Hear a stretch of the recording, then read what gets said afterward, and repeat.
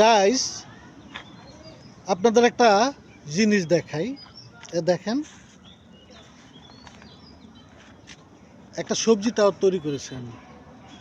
অনেক উঁচু, অনেক উঁচু, দেখছেন?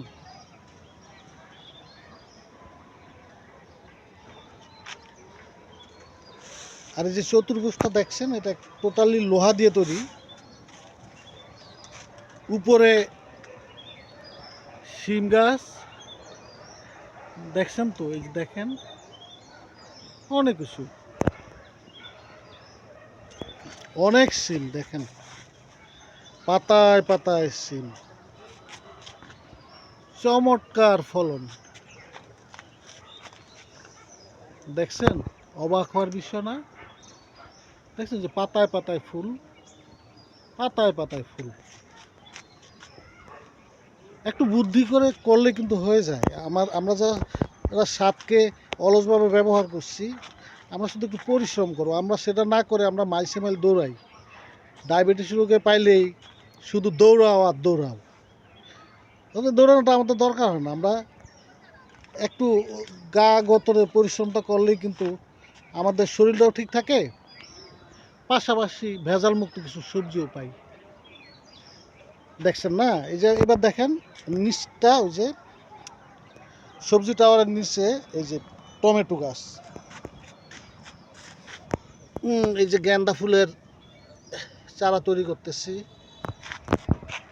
এই টমেটো দেখেন, দেখেন এই টমেটো,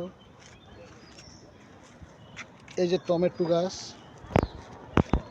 সবজি টাওয়ারের পাশে দেখেন একটা সরুফা গাছ, এই সরুফা ফল চলে আসছে দেখেন,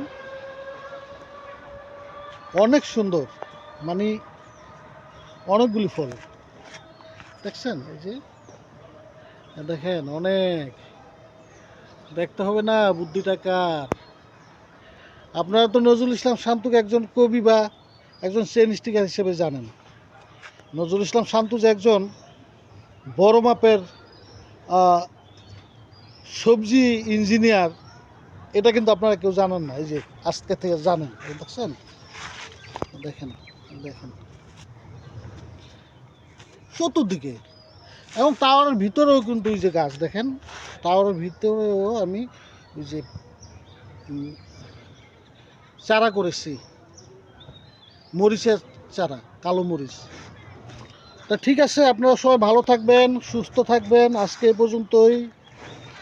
আরেকদিন দেখাবো। আমার ছাদ বাগানের অনেকগুলি পর্ব আছে, আপনারা দেখবেন আর উপভোগ করবেন। আমার জন্য দোয়া করবেন। সবার জন্য শুভকামনা।